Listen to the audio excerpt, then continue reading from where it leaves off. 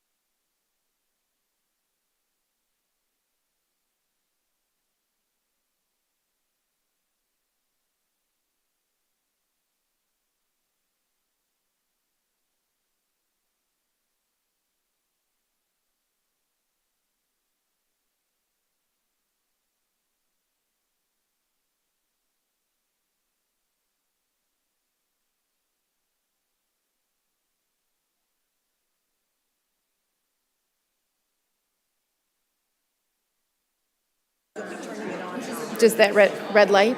Okay. Oh, so they do turn it on.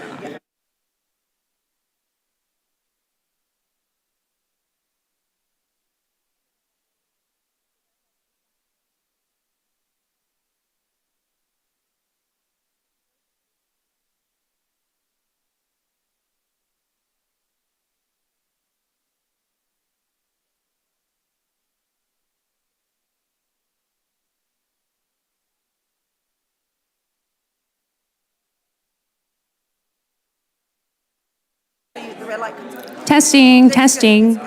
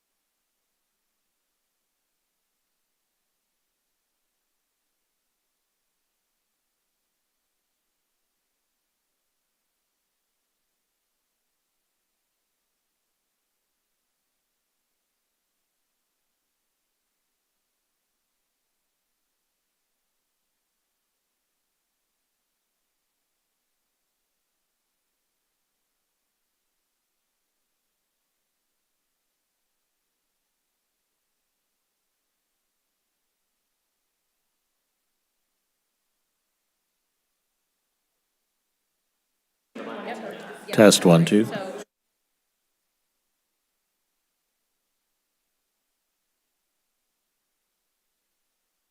Numbers come. That's the other thing that it goes.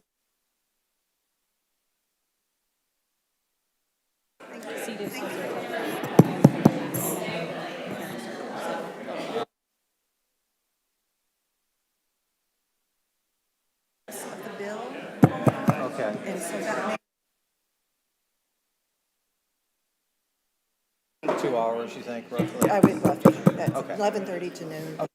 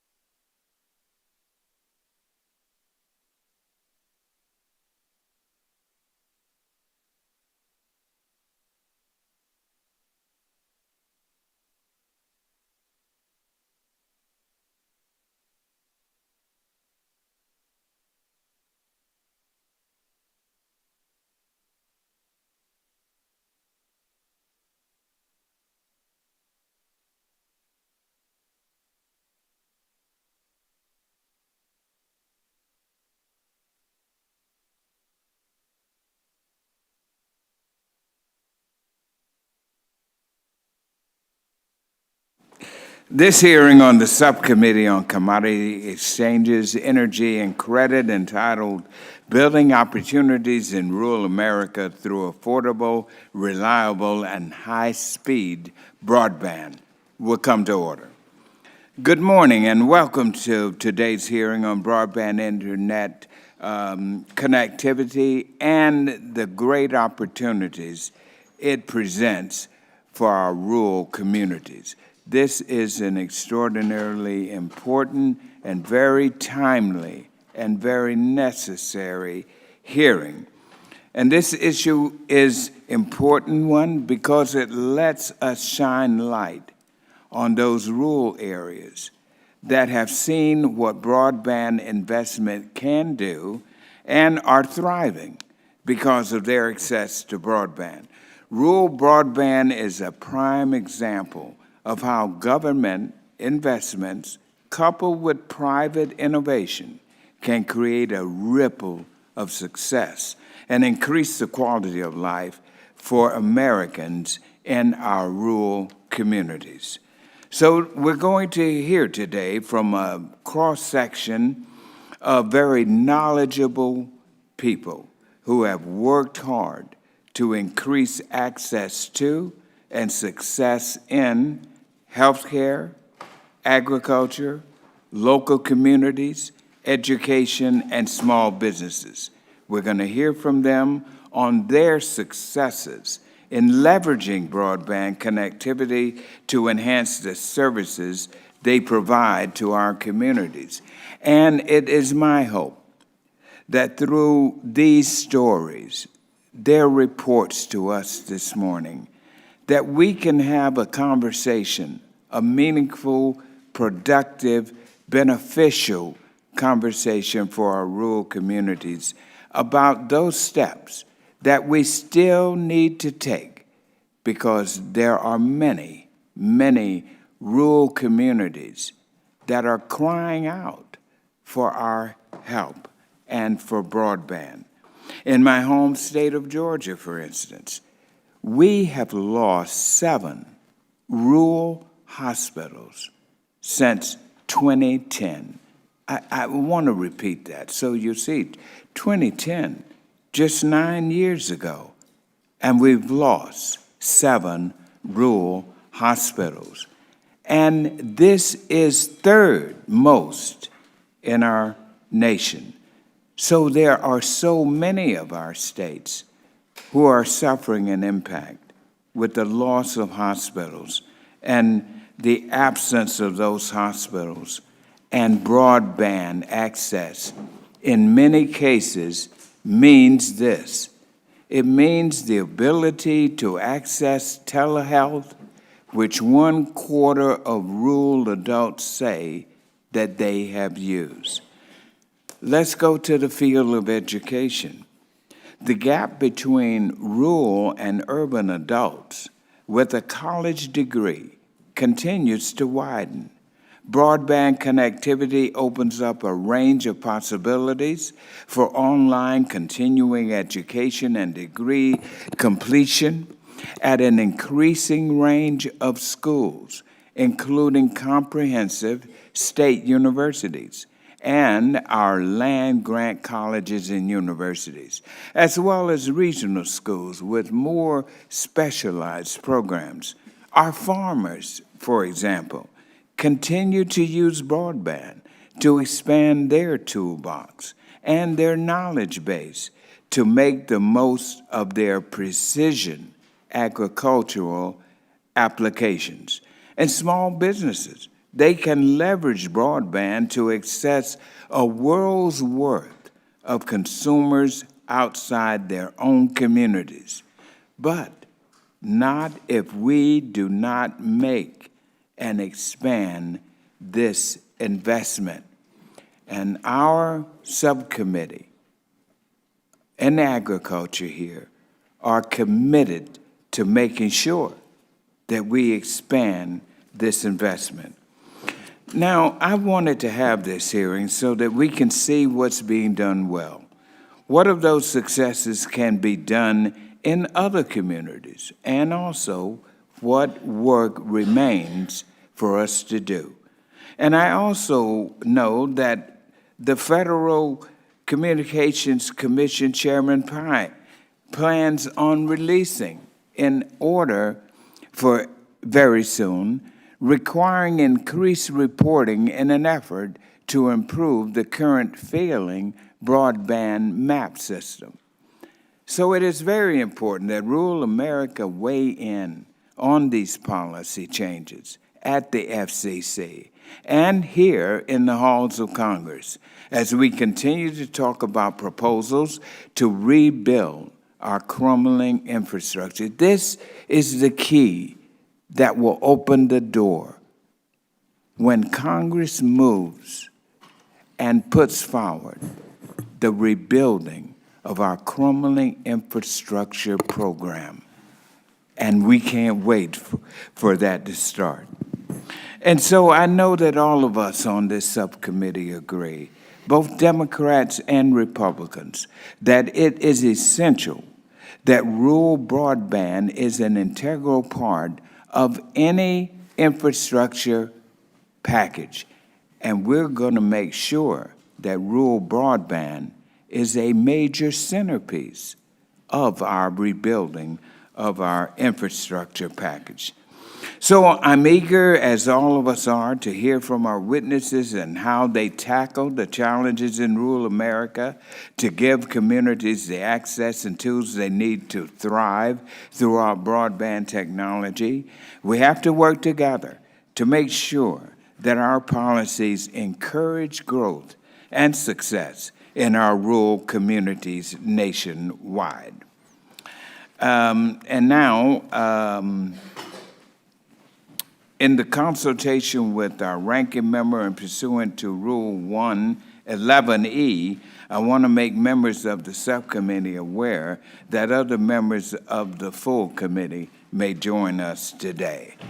And now it gives me great pleasure to recognize my distinguished ranking member, Mr. Austin Scott, whom I refer to affectionately as my cousin Scott, That's right, for his opening statement. Mr. Scott. Thank you, Chairman Scott. We've been good friends for a long time, I think 23, 24 years, somewhere in there. This is an important hearing on a subject that resonates with all Americans.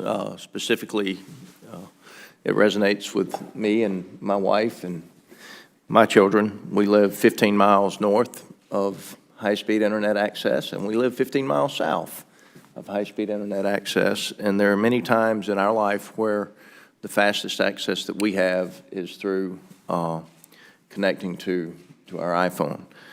So it's extremely important to us and to the industries that try to operate in areas like those that I live in and with my family. And so I want to thank our distinguished witnesses that are here today to discuss how affordable, reliable, and high-speed broadband can bring our communities into the 21st century. For more than 24 million Americans who live in rural communities, as I do, that do not have broadband internet access and lack the infrastructure for a reliable and affordable connection. As we'll hear from our witnesses today, having reliable, affordable broadband is not about having modern conveniences.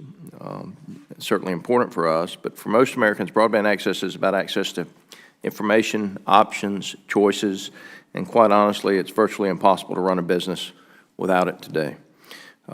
Whole conversations happen entirely online, and the only participants are those who have broadband access.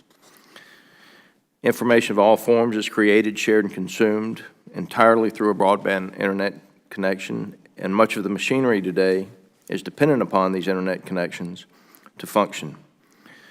It enables new tools that can't be replicated in any other way, shape, or form. Big data and artificial intelligence, cloud storage and computing, the Internet of Things and data analytics, telemedicine, something else that's extremely important to those of us in the rural parts of the country, and other modern tools simply cannot be replicated without broadband access. Broadband access has become a dividing line between those 24 million rural Americans and the modern broadband-dependent information and services most urban and suburban Americans take for granted. It's not just rural Americans who suffer from this divide, though. Suburban and urban Americans are equally cut off from the voices and talents, ideas of their rural neighbors. So for me, All options are on the table when it comes to providing our rural communities with the technological resources they need to grow and thrive.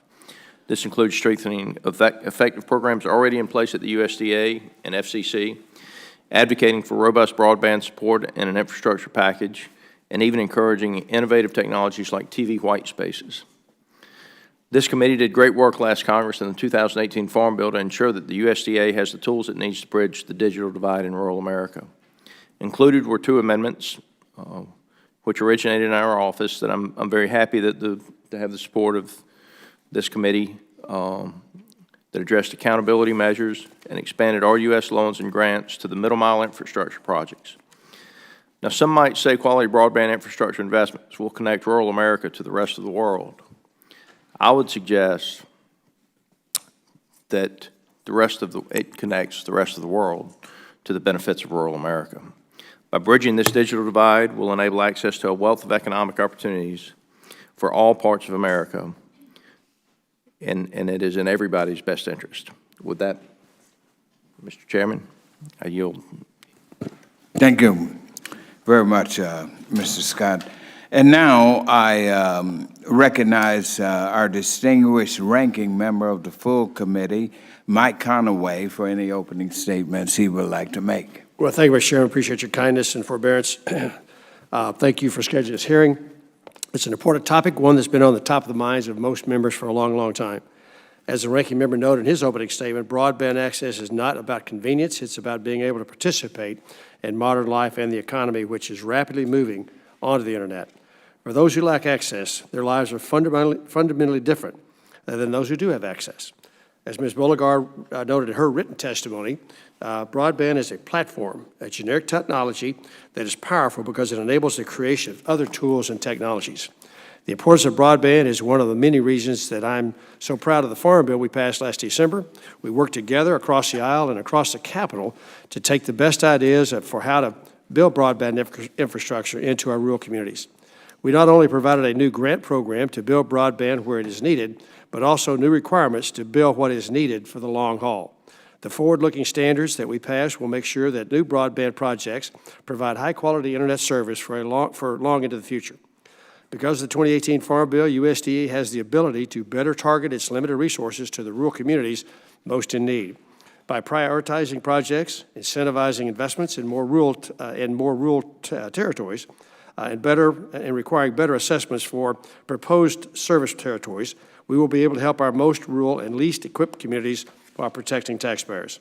And finally, we also work closely with the Energy and Commerce Committee to strengthen the cooperation between the USDA, FCC, and the Department of Commerce. One important product of this cooperation will be a comprehensive report on the long-term connectivity needs of rural communities and the technology available to meet those needs. The 2018 Farm Bill broadband provisions represent a real success story that the members of this committee should be rightly proud of. But that success will be for naught if our appropriators, folks with the money, don't actually appropriate the funds that we authorized under our bill. I'm hopeful that before the ink is dry on our 2020 appropriations package, that includes robust funding for the programs we work so hard on. Let me also add my thanks to our witnesses for their diligence, preparation, and travel to be with us today. I look forward to your testimony. Mr. Chairman, thank you for calling us chairman and building out a record of how important broadband is for our constituents. I look forward to working with you and Chairman Peterson, Ranking Member Scott, and the rest of the committee in advancing this good work. With that, I yield back. Thank you, Ranking Member Conaway. Now, the chair would request that other members submit their opening statements for the record so the witnesses may begin their testimony and to ensure that there is ample time for questions. Now, I know that Chairman Peterson wanted to introduce our first witness, but as he is stuck in the Veterans Committee's markup, I'm happy to introduce our first witness for him, and that would be Mr. David Hengel. Mr. Hengel is Executive Director of the Greater Bemidji, an economic development organization in Bemidji, Minnesota. Good to have you, sir. Thank you for coming. And now I would like to, Ms. Craig, is Ms. Craig here? Yes, sir, Mr. Chairman. I thought so. Yep. Now I would like to recognize the gentlewoman from Minnesota, Ms. Craig, to make an introduction of our second witness. Excellent. Thank you so much, Mr. Chairman. It's my great pleasure to introduce Neela Molgard from Red Wing, Minnesota, here with us this morning. She is the Executive Director of Red Wing Ignite, which is an incubator for students, tech entrepreneurs, and local businesses. As the Executive Director of Red Wing Ignite, Neela harnesses the power of broadband connectivity and new technologies to create educational opportunities and foster innovation in our region. Prior to joining Red Wing Ignite, Neela led and helped create Red Wing's Care Clinic, a free medical clinic serving uninsured and low-income residents of Goodhue County, Minnesota. Neela has a long track record of leadership, serving our community on numerous charitable organization boards and committees. She played a pivotal role in forming Minnesota's broadband infrastructure priorities as a member of the Governor's Broadband Task Force. She's a graduate of the University of West Virginia School of Medicine, where she received a Master of Science in Community Health, and the University of Wisconsin at Madison, where she received a Bachelor of Science in Consumer Affairs in Business. Neela, it's an honor to have you here with us today. Our third witness hails from my beloved state of Georgia, and now I recognize the gentleman from Georgia, Mr. Allen, for the introduction. Thank you, Chairman Scott, for this opportunity to introduce Dr. David Hess here today. And I congratulate this committee on having this hearing, which is critical to the survival, really, of rural America. Dr. Hess serves as the Dean and Executive Vice President for the Medical Affairs and Integration, as well as the Presidential Distinguished Chair of Neurology at the Medical College of Georgia at Augusta University, located in my hometown of Augusta and the 12th District of Georgia. A graduate of Johns Hopkins University and the University of Maryland School of Medicine, Dr. Hess is board certified in internal medicine, neurology, and vascular neurology. Along with his passion for teaching, Dr. Hess's major area of interest is stroke and treatment for stroke and dementia. With over 185 reviewed publications, Dr. Hess has been involved in basic preclinical and clinical stroke research. He played a major role in developing the REACH Telestroke Network at Augusta University, which you will hear more about in his testimony today. This well-recognized telemedicine service now serves over 30 hospitals in rural Georgia. Additionally, Dr. Hess co-founded a telestroke company known as the REACH Health Incorporated and served as chairman of the board of directors from 2008 to 2018. Throughout his career, Dr. Hess has won many distinguished teaching awards and has been named to America's Top Doctors and Best Doctors in America every year since 2000. As my colleagues know, Augusta is well known for his contribution to the great game of golf.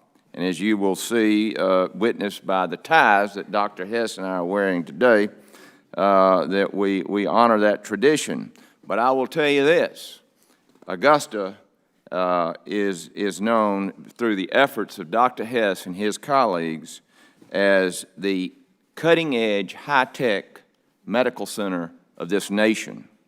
Dr. Hess, thank you for being here today to share your testimony with my colleagues and for all the work you do for Augusta University in Georgia and this nation. And with that, sir, I yield back. Thank you, Mr. Allen. And now I recognize the gentleman from Arizona, Mr. O'Halloran, to introduce our fourth witness. Thank you, Chairman Scott and Ranking Member Scott, for having this meeting today. It is my great pleasure to introduce Councilwoman Ophelia Wataamdi Corliss of the Havasupai tribe. Just a brief little thing. If you ever want to go someplace beautiful, go down to the Havasupai tribe. You can't get down there by car. You have to take a helicopter or hike down. But it is one of the most beautiful places on earth. It is my honor to represent the Havasupai tribe and to work in partnership with the tribe to bring access to what I believe is the most remote community in the lower 48 states. I've been working with the tribe to improve internet access by assisting the tribe to obtain a permanent educational broadband service license from the FCC, which has improved access to the internet. I look forward to hearing more about how internet access has improved access to information for members of the tribe. I also want to follow up on Ranking Member Scott's comment about introducing the rest of the world to rural America. They better get introduced, because without rural America and the people in rural America that we have to have there, urban areas wouldn't exist. So, and I welcome the Councilwoman here today. Thank you. Thank you very much, Mr. Harmon. Next, I will recognize the gentlewoman from Missouri, Ms. Hartzler. Yes. Oh, sorry. Thank Excuse me. Please introduce our final witness, please. Thank you, Chairman Scott and Ranking Member Scott, for holding this hearing and allowing me to be in part of this subcommittee hearing today. I'm not a part of this subcommittee normally, but what an important topic. It's so important to Missouri, and I'm so proud to introduce our next guest. We have Mr. Blake Hurst, that I've known for many years, but he's certainly a champion of agriculture in Missouri. He's president of the Missouri Farm Bureau, where he has been a leader for years, as well as other agriculture organizations in the state. But Blake knows what he speaks. He is a lifelong farmer. He and his family raise corn, soybeans, and they also have a greenhouse operation where they raise flowers. But besides being involved in organizations, he's also very talented and prolific writer, which takes the message of rural America to such publications as the Wall Street Journal, Reader's Digest, Today's Farmer, among others. And he's been very involved in leading efforts in Missouri, dealing with broadband development, as well as in the nation. Was a part of a working group here on a nationwide basis a few years ago, only 2 members from the American Farm Bureau representative to help look at connectivity and data and other issues that are important to precision farming. So we're very proud that you are here today and have the opportunity to share your expertise with us, and we appreciate all that you do for agriculture and look forward to hearing your testimony. Welcome to our subcommittee, and thank you, Mr. Chairman and Ranking Member, for allowing me the privilege of introducing such a fine individual to you today. Well, thank you very much. And certainly I want to say, Mr. Hurst, please give this committee's warmest regards to your president, Mrs. Zippy Duvall. Please do that. He's a good friend of ours. Thank you all for those introductions. We will now proceed to hearing from our witnesses. Each of you will have 5 minutes, and when 1 minute is left, the light will turn yellow, signaling time is close to expiring. Mr. Hingle, please begin when you are ready. Chairman Scott, Ranking Member Scott, and subcommittee members, it is a great honor to be testifying today. I'm Dave Hengel, Executive Director of Greater Bemidji in Bemidji, Minnesota, a public-private partnership formed to drive development and promote prosperity in our region. We have 3 staff people and an operating budget of $300,000, a majority of which is provided by our private businesses. I recently completed my 30th year in economic development. Bemidji is a rural regional center located 200 miles north of Minneapolis. With 65,000 residents, it's one of Minnesota's fastest growing areas, but it's also one of Minnesota's poorest. Over the past 7 years, we've created 1,700 jobs and wages have grown 26%, yet 1 in 5 of our residents still live in poverty.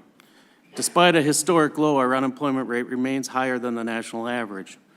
The economic development world has changed dramatically in recent years, the primary driver of which has been broadband. Broadband can level the playing field between urban and rural as never before.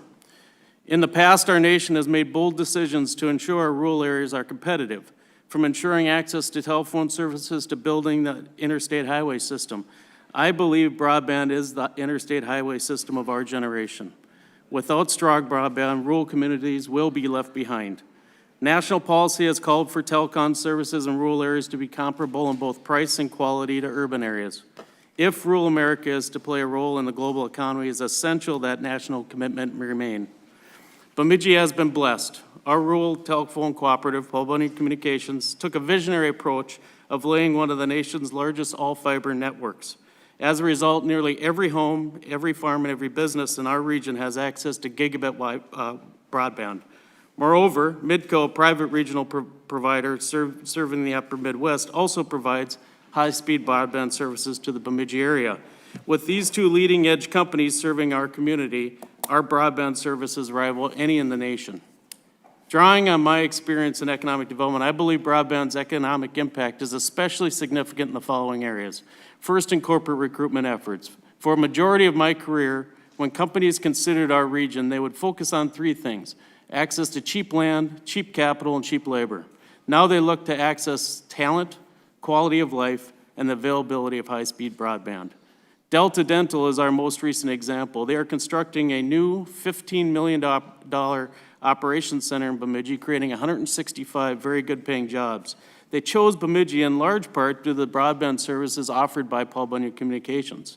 Their leadership shared the broadband we can get in Bemidji is superior to what we can get in the corporate headquarters in downtown Minneapolis. They are just one example of broadband playing a central role in our corporate recruitment and expansion efforts. Secondly, high-speed broadband is essential to winning the race to talent. In today's labor market, companies are looking to locations that have a quality of life to entice the best employees. As baby boomers retire, companies are investing in locations that appeal to the younger generation, for which a high-speed broadband is a must-have. They simply will not live in a community that does not allow them to be connected. Finally, high-speed broadband is central to our efforts to support emerging entrepreneurs. 3 years ago, Greater Bemidji opened the Launchpad, a one-stop shop for entrepreneurs. Providing co-working space, business assistance, finance, training, peer-to-peer networking, and mentoring. The most important resource we provide our entrepreneurs is gigabit broadband, which allows them to be connected to the world. Our Launchpad has successfully launched 51 new startups. I am not an expert in broadband policy or deployment, but I can testify to the impact high-speed broadband can have on the economy. For rural communities to be competitive, they must have the infrastructure to support the transforming economy. Historically, the infrastructure we focused on was great roads and highways, waters and sewer systems, and industrial parks. Those are equally important today, but they simply are not enough. High-speed broadband is now essential for rural America to compete. Because of bold decisions made by broadband leaders in my region, my community has the gold standard of high-speed broadband services. The impact has been clear. Companies are choosing our area over other potential locations. Young, talented people are moving to our region, and businesses are starting up at an unprecedented rate.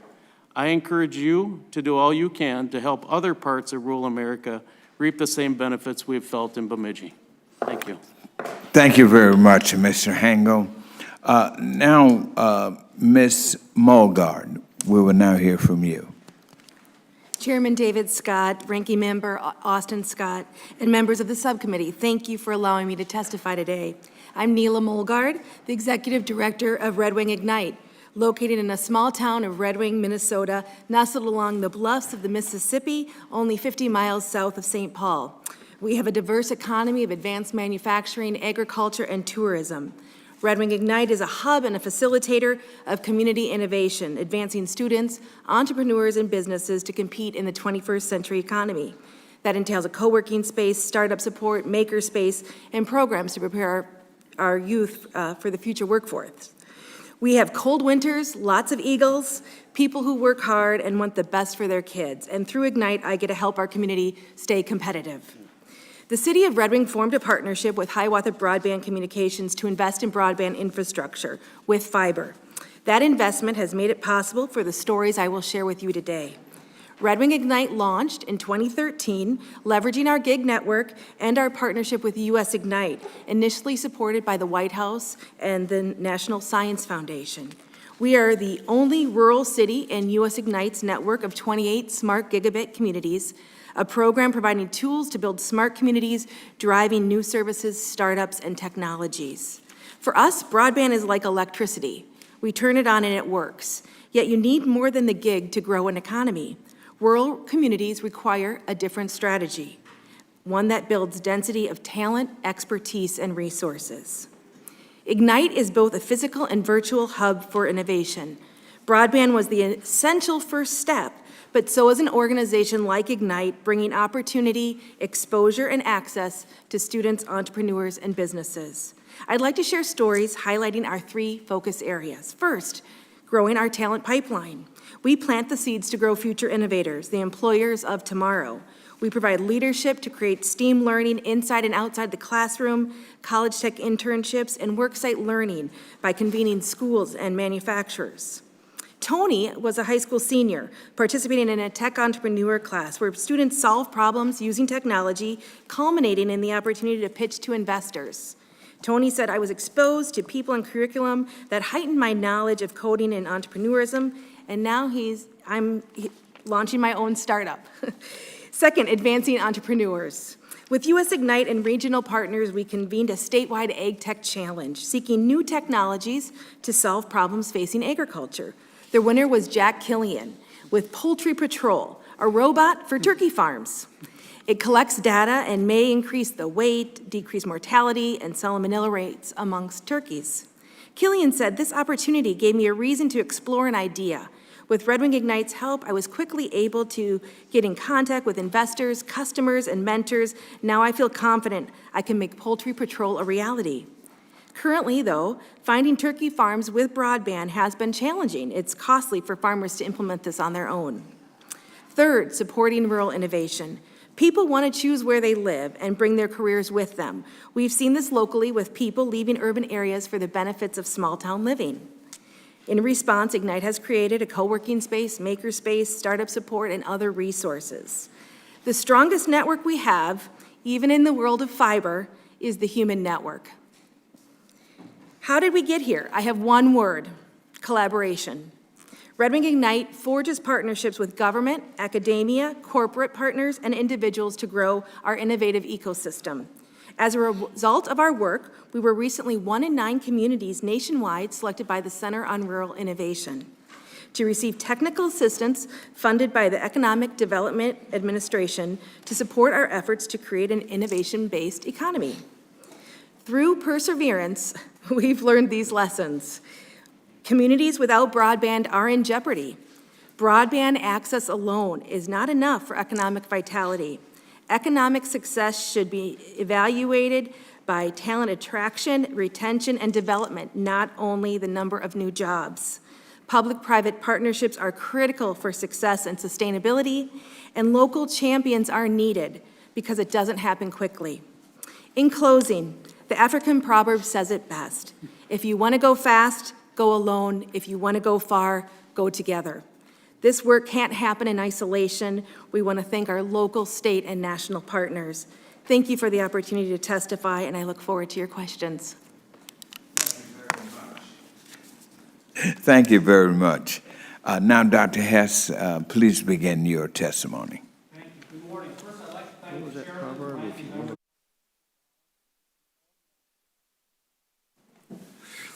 I'd like to thank the chairman, the ranking member, Congressman Rick Allen, and the members of the subcommittee for the opportunity to testify today. I am David C. Hess, Dean of the Medical College of Georgia. I am here to recount my experiences as a physician providing telestroke services in rural Georgia.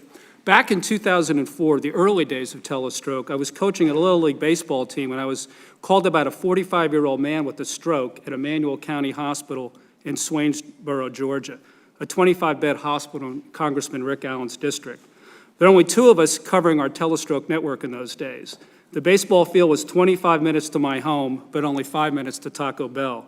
I handed the scorebook to their dad, jumped in my car, and sped to Taco Bell and used their hotspot. I logged in with my password, but the camera repeatedly froze when I zoomed in to watch the patient move their eyes. The consult was dropped twice, and I was starting to sweat, as every second counts in stroke. I was finally able to make the decision to administer the drug TPA, and fortunately, the patient did well. But it was stressful for me, even more stressful than coaching my last place Little League team. Now, fast forward to April of 2019, where I delivered 12 telestroke consults in 24 hours to a number of rural hospitals in both Congressman Allen's and Congressman Austin Scott's district. The cameras never froze, and there were no major technical issues. 3 things have changed in the last 15 years. First, the bandwidth and technology have vastly improved, and I no longer have to drive to Taco Bell except to eat their tacos. Second, demand for telestroke services has increased. Third, I don't take calls often, as there are 9 others who share the call burden. Georgia is situated in the stroke belt, and there's a slide in your handout, a region of high stroke incidence in the southeast United States. In 1996, a drug called tissue plasminogen activator, or TPA, was approved for the treatment of ischemic stroke by the FDA. The drug works by breaking up blood clots that could cause stroke. There are 2 types of stroke. The most common one is ischemic, caused by a blockage of blood flow to the brain. The other type, hemorrhagic, is caused by bleeding into the brain. TPA is effective for ischemic strokes, but can be harmful or fatal if given for hemorrhagic strokes. This caused many emergency medicine physicians to be very reluctant to use TPA, and they require neurologists like myself to assist them in the treatment decisions. One of the problems is a lack of neurologists in smaller hospitals. During a stroke, 32,000 brain cells die every second, so every moment matters when administering TPA. To address this problem, back in 2002, we in the Department of Neurology at the Medical College of Georgia began to develop a web-based telestroke system to help treat stroke patients in rural hospitals. There was no system available, so we built our own. This involved 3 components: 2-way audio video, so we could see the patient, we communicate with the family, we could read the CT scan, and we had decision support software that helped us make the correct treatment decision. It was a web-based system, so we didn't have to sit and wait for calls in a specific wired room in the hospital. We could be at home or anywhere that we could have access to the internet. We call this program REACH. We have now performed over 13,000 acute stroke consultations in Georgia and have treated more than 1,800 with TPA, many of whom never been treated with TPA. Telestroke has now become the standard of care, with the American Stroke Association endorsing its use. Studies show that telestroke has expanded and improved stroke care in rural and super rural areas. When we first started REACH back in 2003, we had a lot of problems with internet connections to our rural hospitals. The video would often freeze and the consults would be delayed and occasionally drop. Bandwidth in rural Georgia has certainly much better today than it was 10 to 15 years ago, but requirements of at least 1.2 megabits will usually be needed for seamless operation. We also have improved technologies that allow us to operate in low bandwidth environments. We still experience problems with the video freezing and downloading imaging files. This problem is related to the people and resources necessary to adequately manage the bandwidth within the hospital. Even if rural hospitals have access to broadband, they do not have the technology or IT budget. Congressman Scott recounted all the rural hospitals closing in Georgia to support the infrastructure inside the facility, much less support a full-time IT person. The common example is the hospital guest network being allowed to use the same internet connection as the clinical applications. A better informed professional IT manager can set up restrictions on network use to prioritize clinical applications. Now, current connectivity in rural America is not adequate to provide telehealth consults to patients in homes and in small clinics. Lack of access to physicians is a problem. There are 8 Georgia counties without any physicians, 11 without a family physicians, 75 without an OBGYN, and 78 without a general surgeon. This is only likely to worsen as the shortage of physicians is getting worse in rural Georgia. Much of this monitoring will be done by nurses and advanced practice providers, such as nurse practitioners, using tablets, but bandwidth is still a limiting factor. We approve this model works with stroke, but telemedicine could be used to address many of their health needs in rural Georgia. Thank you very much. Thank you, Dr. Hess. And now we will hear from Councilwoman Wadamajia Corliss. Please proceed. Good morning. Thank you, Chairman Scott and Ranking Member Scott, for the invitation to speak today. My name is Ophelia Wadahamaji Corliss. I'm a member of the Havasupai tribe. I'm here in my official capacity as an elected leader. During my first term, I established a working relationship with MuralNet to help the community bridge the digital divide. The Havasupai Reservation is the most isolated American Indian tribe in the lower 48 states. The village of Supai is located on the floor of the Grand Canyon, where the only way in or out is an 8-mile hike by foot, horse, or helicopter. Currently, the village receives internet access by microwave point-to-point radio link, providing 10 megabits for tribal administration. Using an email browser and submitting grant reports have been the most successful use of that SM system. The current health clinic run by the Indian Health Services has obtained 1.5 megabits for its electronic medical records. Doctors lose the connection and file, refusing to use the electronic system, choosing paper charts instead. In 2015, Coconino Community College partnered with the tribe to establish the first GED program. The only available internet was in the village center. Many of the students had jobs, and lacking home internet access that year, the program had no graduates. To help bridge the homework gap the GED students experienced, Council gave permission in 2017 to pursue high-speed internet through private LTE network. MuralNet and the tribe filed a request with the Federal Communications Commission for a special temporary authorization permit to use educational broadband service spectrum over the village of Supai under its educational burden of proof guidelines. Within 5 days of the license approval, we received customer premises equipment for homes and established our first high-speed internet connection. Things changed with the newly approved STA permit. CPEs could connect to internet at home. Our Head Start teachers came into compliance with new OHS standards, and teachers at our local Bureau of Indian Education school could lesson plan, research, and do continuing education from their homes. In September 2018, our GED students signed on to their first live math class taught 168 miles away. This was a historical moment in 2018 because it marked the tribe's first opportunities in online education. While we have had successes, we have more needs. The tribe's BIE school only goes to 8th grade. To receive a high school diploma, students must leave their families at 14 years old to attend a boarding school out of state. A percentage of these children are unable to adjust to leaving their families and return to the village, never going back to their studies. A credit recovery program and online education school are needed. Over the years, agencies have supplied us with failed telemedicine equipment. Telemedicine is important because of our isolation, and we are still living without this capability. Our community is suffering from a suicide cluster, and we are left with no in-person professional services for up to 3 weeks every month. The reservation sees 35,000 tourists a year. We need better emergency communications to the furthest gorge. Their safety is our responsibility. Navigating the canyon can sometimes be a life or death situation, and for these reasons, the Havasupai tribe must move forward with upgrading this new pilot network. 7 homes in the village center with direct line of sight have broadband speeds. The planned network expansion will bring broadband coverage to the whole village. To make our network financially sustainable, internet access can be sold to tourists in the campgrounds. The tribe has decided its people deserve the opportunities afforded by broadband. The ruralness and population size of our community means there is no return on investment from outside internet service providers or major telecoms to consider building the infrastructure. The benefits we have seen from this project are like none we have ever seen before. There is renewed hope in the community and among tribal council that online education opportunities can become reality. Telemedicine can work to help improve the community's health. These services ordinary Americans have been using for the past 20 years are still not a reality for my community.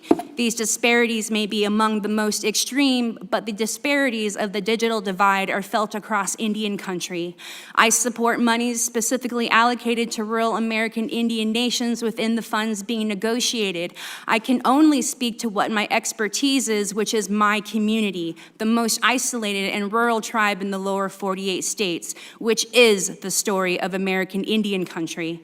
If my story and expertise can also expand into other parts of rural America to help your decision-making to support build-out for all rural America, then I am honored. Now you have the ability to help communities like us, and I know that you will. I will be honored to address any questions the committee might have of me. Thank you for your time. Thank you very much. Mr. Hurst, welcome. Please begin. Good morning, Chairman Scott, Ranking Member Scott, and members of the House Agricultural Subcommittee. My name is Blake Hurst, and I'm from Atchison County, Missouri. Serve as President of Missouri Farm Bureau and sit on the Board of Directors of American Farm Bureau, whom I'm representing here today. Broadband is no longer a luxury, it is a necessity.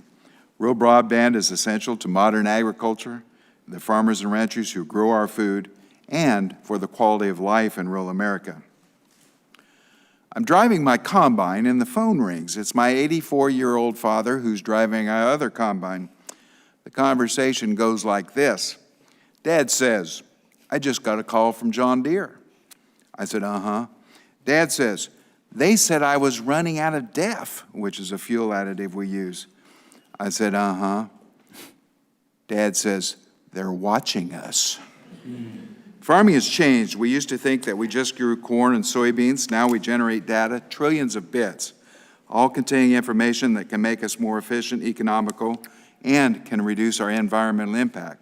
On our farm, that data allows us to apply more fertilizer on our most productive land, cut fertilizer rates where yield potential is less, vary seed populations in real time across the field, and yes, Dad allows our equipment supplier to monitor our machinery, alerting us to potential problems.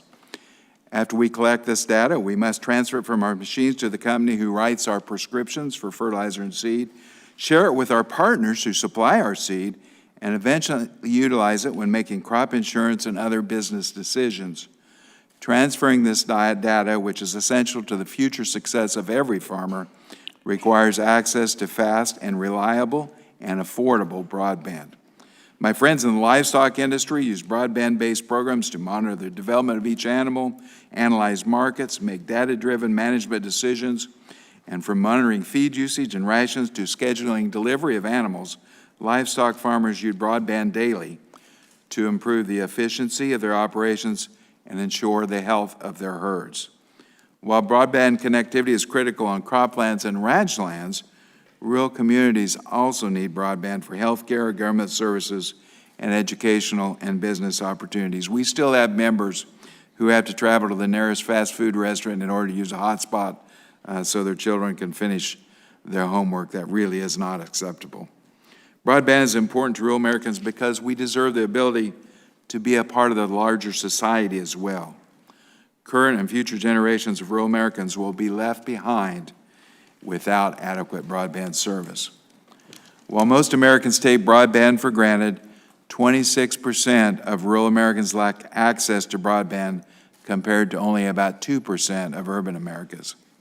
And we have to use an asterisk with even these figures because the current data and maps used to collect broadband coverage are inadequate. The ability of the FCC and all other relevant agencies to utilize accurate coverage is the highest priority. With limited funding and an overabundance of need, more granular and accurate maps are critical to successfully target and distribute federal broadband programs. That is why Farm Bureau supports the bipartisan HR 3162, the Broadband Data Improvement Act, that would improve the accuracy of broadband coverage maps and better direct federal funds for broadband build-out. We say a special thanks to Representatives O'Halloran, Kirkpatrick, and Marshall for their support and sponsorship of this fine legislation. Many of our state farm bureaus have engaged with their state legislators to improve rural broadband development. We helped organize the Missouri Broadband Initiative Working Group, which brought together providers, local, state, and federal officials, and end users of broadband. Many of the challenges we identified in Missouri are addressed by the changes made in the 2018 Farm Bill, including the high deployment costs, delivering technology that will be adequate for the future, accountability, mapping and data collection, and meeting technology needs of agriculture. Thank you for your leadership in making the necessary strides in providing the technology of the future while safeguarding taxpayer dollars. Farm Bureau appreciates the subcommittee's interest in rural broadband, and I am grateful for the opportunity to share our perspective with you today. We look forward to continuing to work with the subcommittee in advancing the shared goals which I have highlighted here today, and I look forward to answering any questions you might have. Thank you very much, and thank each of you for your testimonies. They were very informative, and it gave us much, much information that some of us were not nearly aware of, and so we thank you for that. Now we go to questionings for the members. The members will be recognized for questioning in order of seniority for members who were here at the start of the hearing. After that, members will be recognized in order of arrival. And I'll start things off. I recognize myself for 5 minutes. Dr. Hess, may I please start with you? Because in your testimony, you talked about the stroke belt. And Georgia is right there in the heart of that. Let me share with you some of the latest statistics. In Georgia, 3.5% of adults in Georgia had a stroke in 2018. In rural areas, the statistics for Georgia was 6.1, nearly twice that average.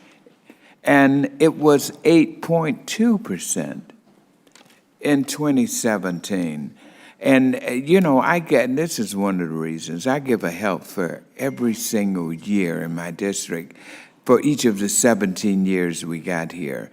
And we address that dearly. We have the doctors and the physicians and all the great hospitals, as you may be aware. We have great recognition for this health fair, and that's what we address so much. Can you explain the increases and decreases of these statistics?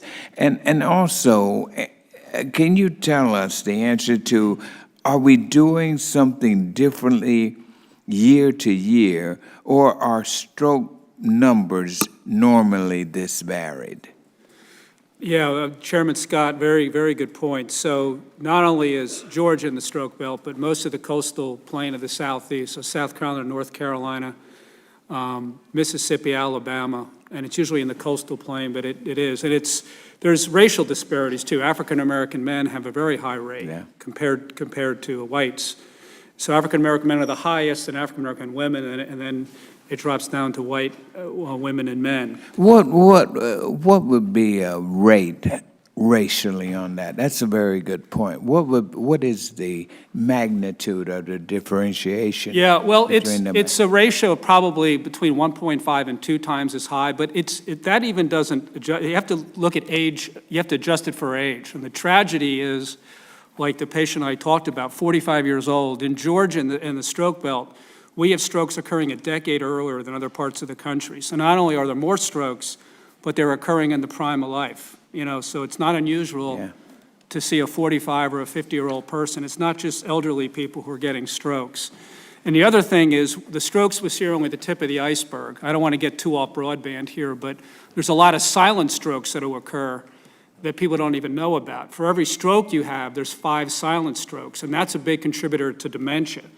And a lot of this could be, you know, I'd rather actually focus on prevention than just treating the stroke would be better. Its treatment of hypertension is by far and away the biggest bang for your buck.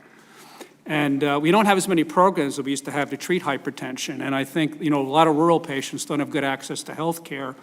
And so their blood pressure isn't as well treated.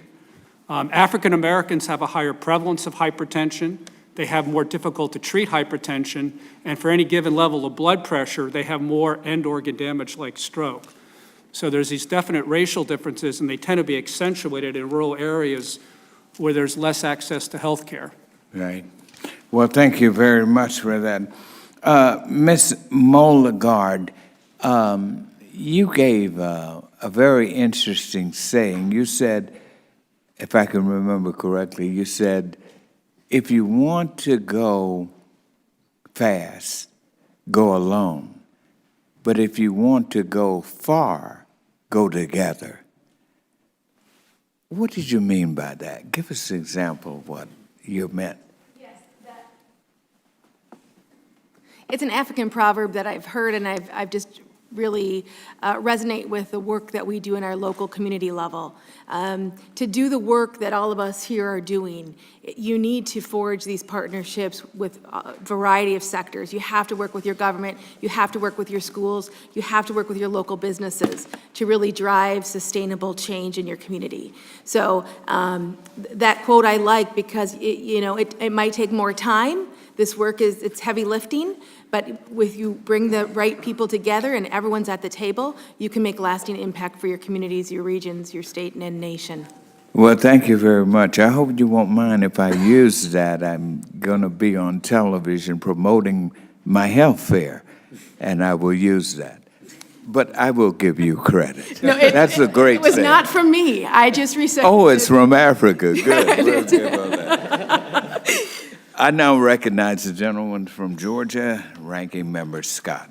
Thank you, Mr. Chairman. I was waiting on the good doctor down there to give us a lecture about the fact that we go so far as to fry our vegetables and fried okra, fried tomatoes. We haven't figured out how to fry lettuce yet, but we pretty much fry everything before we eat it down there. It certainly the way we eat, and it's good eating. Yeah. Has an impact on the strokes we have. I want to focus first, Mr. Hurst, on you. I remember the old days of my granddad's 4430, and you pull a broadcast spreader, and when you turn the irrigation on, you put just as much water on the wet area as you did on the dry area. Can you talk a little further, and you mentioned this briefly, can you talk further about how you and your colleagues and the ag industry as a whole is able to utilize broadband on the farm to help reduce the inputs, fertilizer, pesticides, water, the way that they help production agriculture be more profitable and have less impact on the environment while at the same time having greater yields? Well, we keep pretty accurate yield maps as we go across the field, and basically can check the yield for down to a few square feet. And it's counterintuitive, but what you learn when you do that is to put a little more fertilizer on the parts that are green on the map that are of higher yields, a little less fertilizer where it's less productive. Before, we would use the same amount of fertilizer across the field, and it was wasted on places where the soil was thinner, was poor. We also do the same thing with seed, a higher population, where we have better capacity for yield. And this is, the less runoff obviously saves us money, but maybe more important for society, it saves the application of chemicals that can cause problems when they end up in the wrong place. I would add to the fact that the machinery today is much more complicated than it was in the past. And if you have a problem, I have my tractor's instruction manual is literally on my iPhone.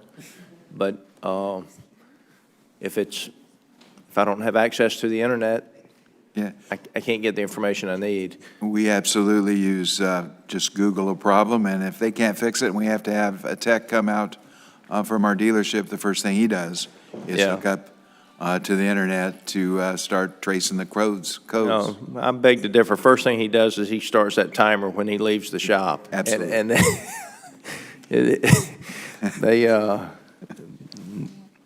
they get a pretty penny, as my granddad would say.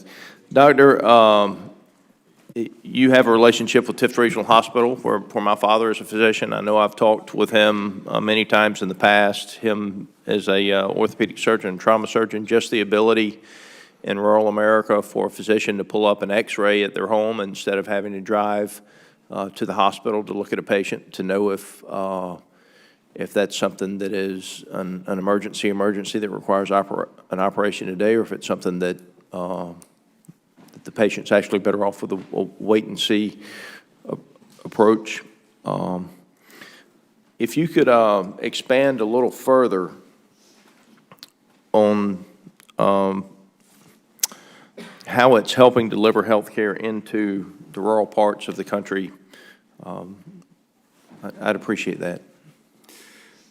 Yeah, well, almost any hospital to conduct any kind of business has to have broadband now, because you're sending images, like you said. If your father wants to look at an image at home, or they're sending images to be read by these different teleradiology firms, which may be in Australia reading That's right. scans, and so you have to have that to function. The trouble is at peak times, that bandwidth there's a lot of competition for that bandwidth in a hospital, and that's the problem.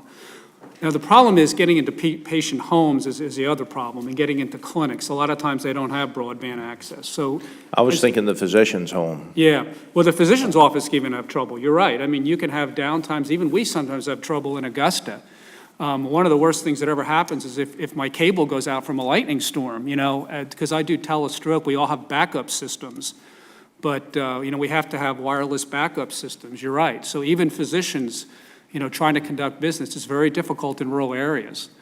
You know, Tifton, where you are, you know, you already recounted the issues, and that's probably one of the better places we've seen in rural Georgia. I mean, some of the places we see, these 25-bed hospitals, they really struggle.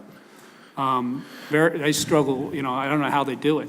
My time's about to expire. I want to say this, as someone who, from Tift County, we're very fortunate to have a quality medical community there. We also have I-75 and 319 and 82 that come through there. And as you know, we have a shortage of neurologists in the area. And when we have a neurological incident, if we're not able to have the telemedicine, even if you are able to have the telemedicine, one of the biggest questions is, which way does the ambulance go? Does it go to Thomasville? Does it go to Macon? Or does it head your way? Because in these areas where you have so few neurologists, even if the closest hospital, if that neurologist isn't there, or if that neurologist is in a long procedure, the quickest help is sometimes further away. Yep. And the access to immediately know where that patient needs to go in those situations is, it truly is the difference in life and death. But thank you for being here. Yep. Maybe have a second round. Yes. Thank you. Thank you very much, Mr. Scott.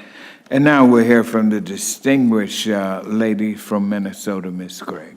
Thank you so much, Mr. Chairman, and thank you to the ranking member today for holding this hearing. We all know that broadband is the gateway to rural schools, businesses, and healthcare providers. I'm extremely pleased to have Red Wing, Minnesota's own Neela Molgaard here to share the success story of Red Wing, one of the most incredible stories of how broadband can transform a community's economic future.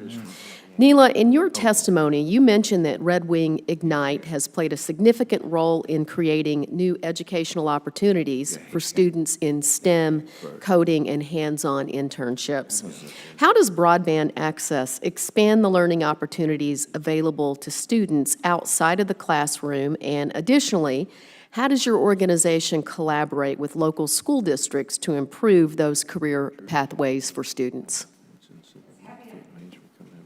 Happy to answer once my mic is on here. Yes, when we launched our nonprofit, we felt we should be focusing on our current innovators, the startup community. We learned quickly, though, we also need to help the future innovators. On our daily work with our manufacturers, with the startups we support, and the new next-gen technology that we see in the nation, we know that there's new skills that are needed today. And those are in artificial intelligence, in cybersecurity, in coding, in automation. And so our schools and schools all around might not have the capacity or the ability to teach those new skills that are needed. So we work with our partners in our school districts, in our local college, to try to provide those skills necessary for the students, whether that be inside or outside of the classroom. A couple years ago, we started a STEAM team. We added A in there for the arts. And what we did is we tried to provide more learning opportunities for these students with those skills that are so needed right now. What we learned, though, is we didn't want to do one-and-done programming. We wanted to do sustainable, impactful change. And so we worked even closer with the schools to help provide some leadership to implement a new careers pathways at our K-12 system, which will be new curriculum and experiential learning for our schools. I'm pleased to say that out of the 4 pathways, 2 will focus on technology and science, and the other would be business and entrepreneurship. Thank you for that. You really addressed my second question in your answer, because we were talking about as well, because we're looking at how do we make sure that your program is aligning Red Wing with the job skills that are needed in greater Minnesota. Can you talk a little bit about just, I know this committee, and I'm also on the Transportation and Infrastructure Committee, we often talk about how can we make sure that people can earn a good opportunity in living where they want to live. So talk a little more about the entrepreneurship that's been unleashed. It's just stunning to me that you've been able to incorporate all of this here in what is just a beautiful Mississippi River town that is growing by leaps and bounds. Yes, so I mean, we've had some early successes with increasing the job market and keeping our community competitive.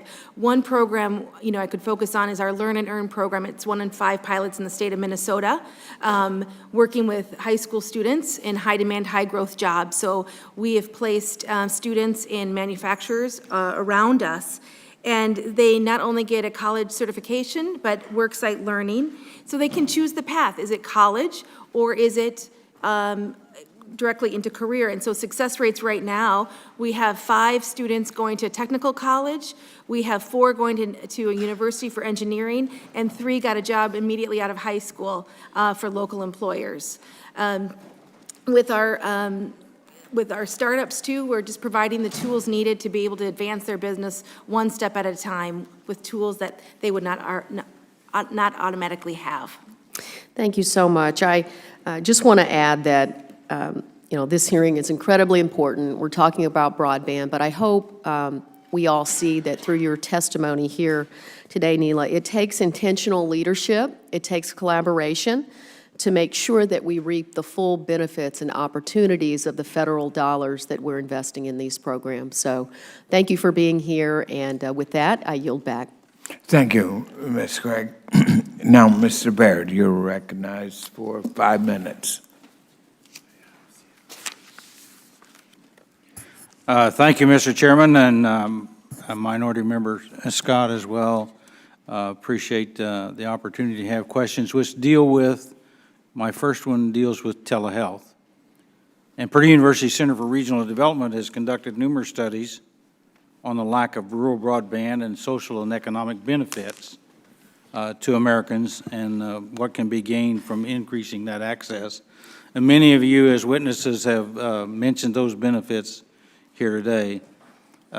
In the Wabash Valley Heartland Innovation Network, it's a 10-county area in my district that includes much of the area of about 97,500 people, and they don't have access to residential broadband.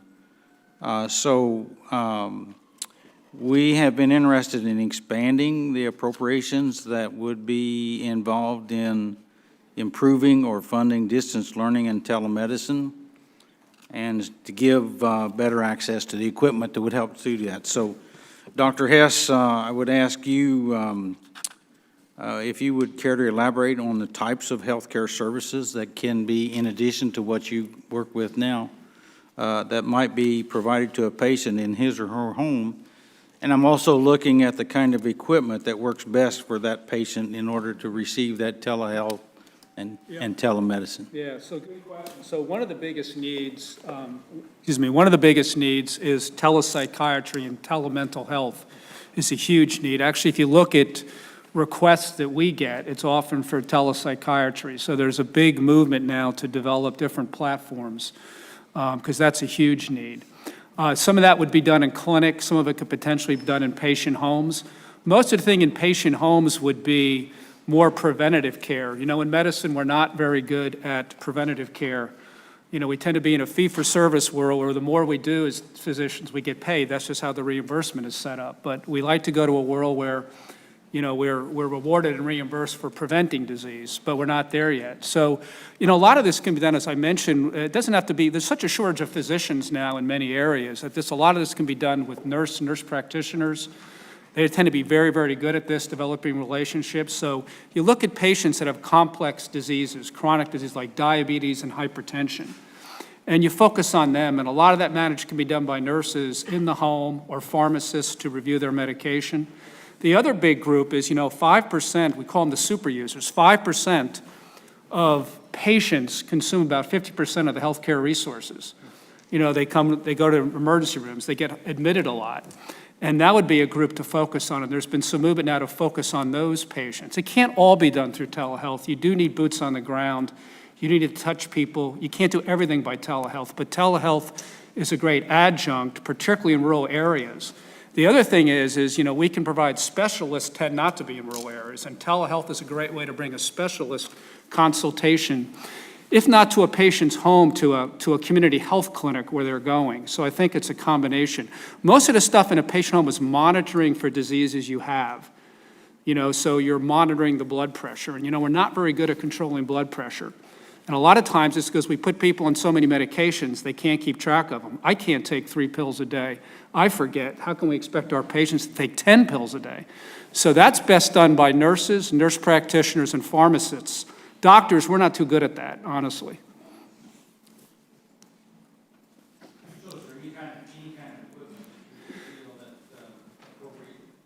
Well, there's a lot of vendors. You know, our company that we sold was mostly focused on more more in hospital based. But there's more and more units you can use at the home. They're much simpler. They're often, you know, you want to do something with an iPad or a computer. There's more and more things you can do with an iPad now, but you need the broadband connectivity.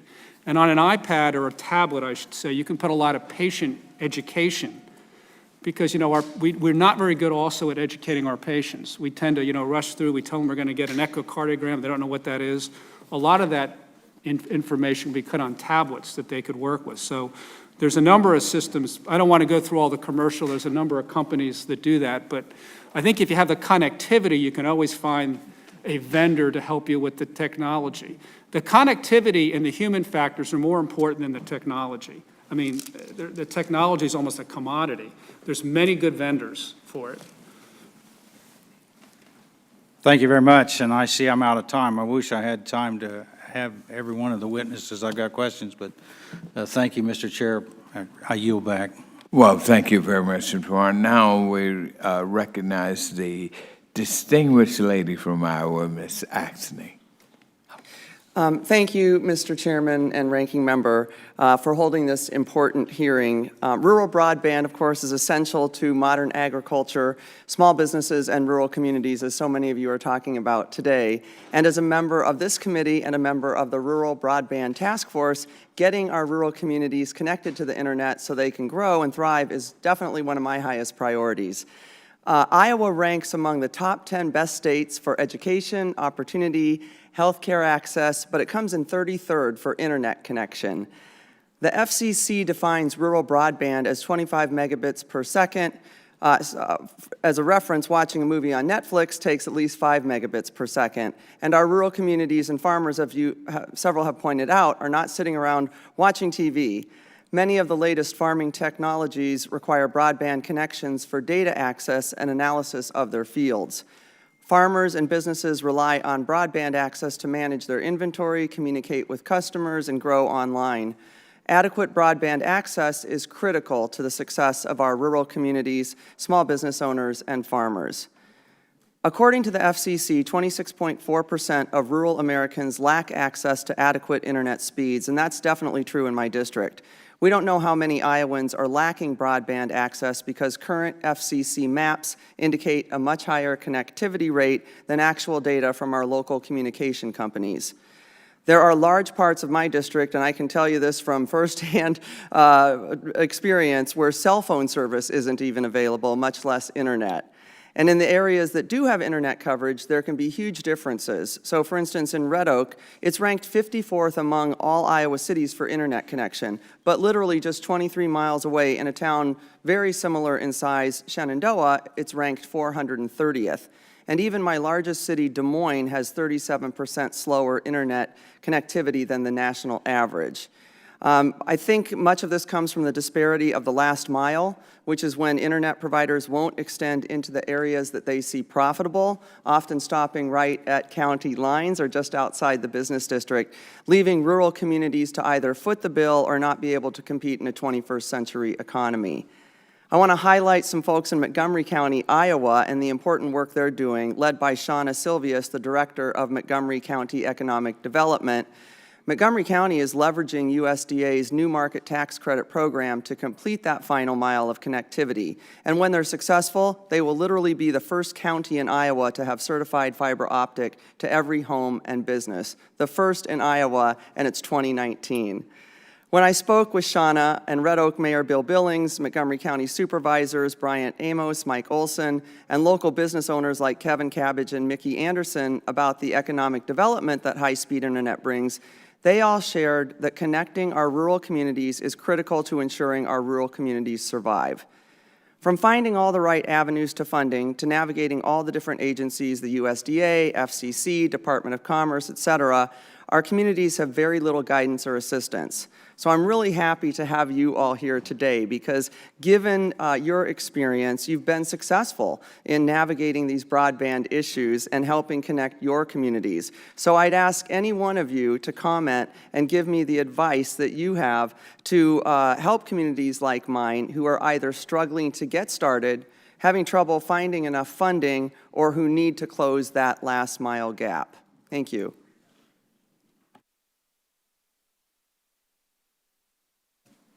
Thank you, Congresswoman. Great questions and great comments, by the way. I think your district is similar to mine, I would imagine, and what we deal with. And first off, I want to recognize the fact that there is bad data out there, and I think that it's important that we gather some data.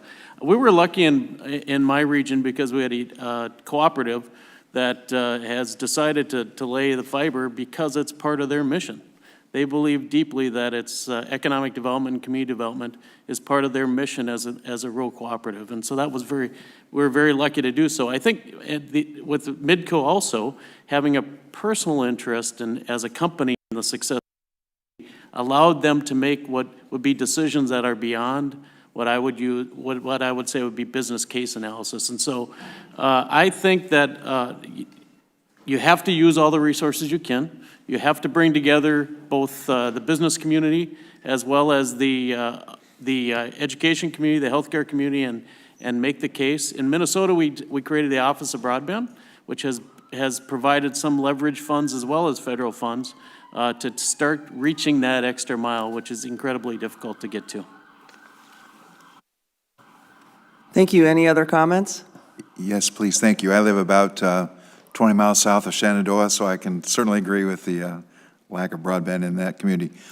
Good help in Missouri from rural electric cooperatives and other cooperatives.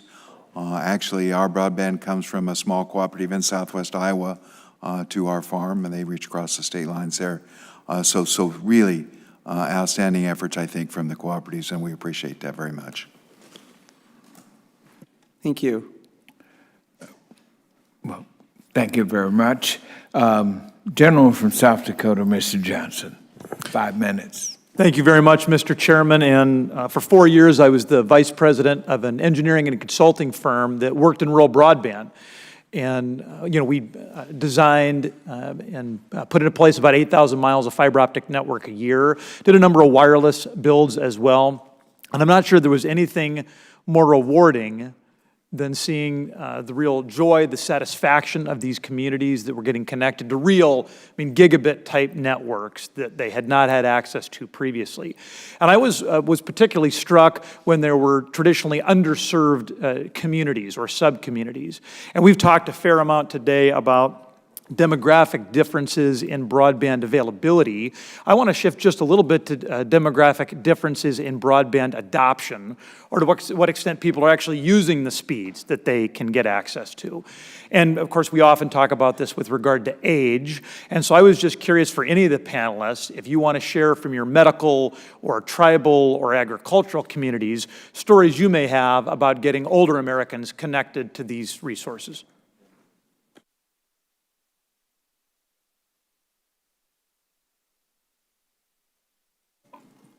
Well, I just start with one anecdote. We were actually going to apply for a PCORI grant to look at post-stroke care, and most stroke patients are elderly. And so before we did that and applied, we were going to use telehealth and actually connecting with iPads and smartphones to try to do follow-up with nurses. So we started first. One of the nurses said, why don't you do a survey and see how many elderly Americans with stroke have a cell phone or know how to use a cell phone? And the numbers were disappointingly poor. Most of them didn't have access to a cell phone. They may have had a grandchild or a child did, but they weren't necessarily in the house. And more than half of them didn't know how to use a cell phone nor how to use a tablet. And they were intimidated by that technology. Now, this was only 3 years ago. So I think when you get to, in terms of the health field, when you get to elderly people who have stroke, who may already have cognitive problems, that can be a problem. I think you're going to need someone in the family maybe to help them. Often, you know, the younger you are, the more technology adept you are. So I think it is an issue with some of our aged patients. That's just my anecdote.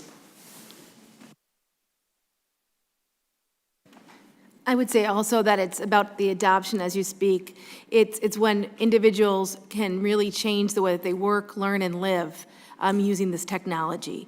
They won't substitute it. I mean, why our youth are no longer going to go to communities that do not have broadband. That will be a requirement for future employee, you know, as our youth are looking for new homes. So once we have the technology and everyone has technology, it should be like electricity. Everyone should expect it. It shouldn't be some have and have not. Then they can use this new technology, provide better health care, provide better educational outcomes. They'll have that adoption rate. It will see the value to their day-to-day lives and how they care for their elderly parents or their improve their own health. And then at that point, I think adoption will really be finalized. And maybe for you, Councilwoman, I mean, I would imagine that dealing with tribal elders, sometimes it was hard for them to, I mean, you talked about the increase in the quality of life of people using some of these new speeds, but I'm sure tribal elders lagged in that access. Mr. Johnson, you're correct. In the idea of public health, we are working on some crisis response protocols within the community, and we have set up kind of a public education guideline and system that we are about to deploy in regards to our state Medicaid. Even the community themselves don't know what questions to ask when they are flown out of the canyon to a regional medical center. And we are just now establishing a question card. So in the idea of, as a community, Native Americans usually do a public outreach, and we'll have a community meeting where we'll invite the public, and that is where we would start. And then for Mr. Hurst, I mean, you know, all of my buddies in their 30s, 40s, and 50s who are ag producers are using technology a lot. My producer buddies who are in their 70s and 80s, less so. I'm sure my experience isn't unique in that way. I mentioned my father in the testimony. I kid him, he's the only guy besides drug dealers that depends on a burner phone from Walmart. But you know, he pays attention to those maths, so we're making progress, but there's definitely a generational difference. All right, thank you very much. Thank you, Mr. Chairman.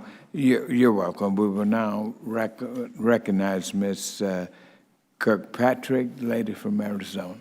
5 minutes. Thank you, Mr. Chairman. Thank you for having this really important hearing. I have been working on expanding rural broadband since I was first elected to the legislature in Arizona in 2004. I grew up on the White Mountain Apache Nation in Arizona, a very remote tribe. When my cousin was principal of the elementary school there, she started a computer lab. Because she realized that practically none of the households had computers in their homes. And yet if these kids were not computer literate going on to higher education, and a lot of them went off the reservation to boarding schools, they would be at a lifelong disadvantage. But even that was restricted. You know, they would spend maybe an hour or two a week in the computer lab, but at least they had some exposure. So I'm very concerned about this for our rural areas that lack connectivity and that opportunity for our young people. I just spent a week with my 2-year-old and 4-year-old grandsons who had their iPads with them the whole time. It's second nature to them to use their iPads. But that's not the case for a lot of rural students. And I've hiked down to Supai. It's a beautiful, beautiful area. But I just wondered, Ms. Wadahamaji-Corliss, how many households in Supai have computers in their homes?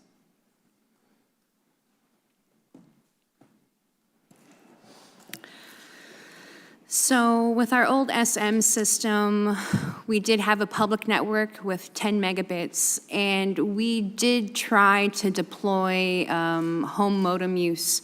And out of that old system, I would say that was around 2010, probably about 20 homes were able to receive the modems. But does that mean they have a laptop? I think it mostly means that they have a portable device, which would be a cell phone or an iPad.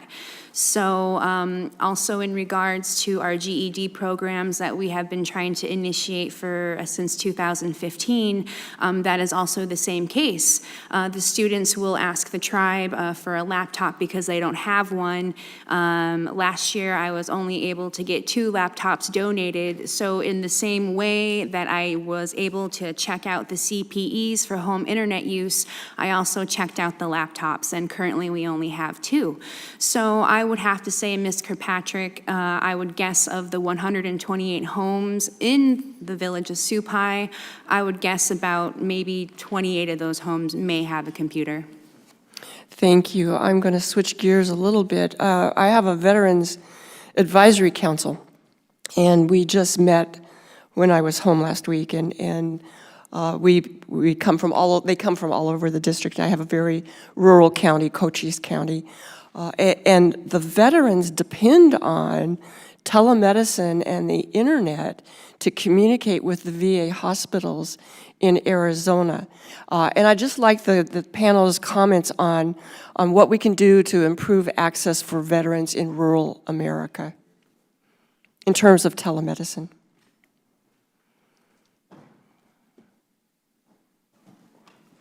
Yeah, well, I'll take a first step. So the VA has actually been at the forefront of telemedicine. I mean, they've actually taken the initiative in a lot of areas, but I think a lot of depends what vision you're in and what VA is doing it. I know there's some, it's not too widespread where I am in Georgia, but it sounds like your VA is pretty far ahead, and you're absolutely right.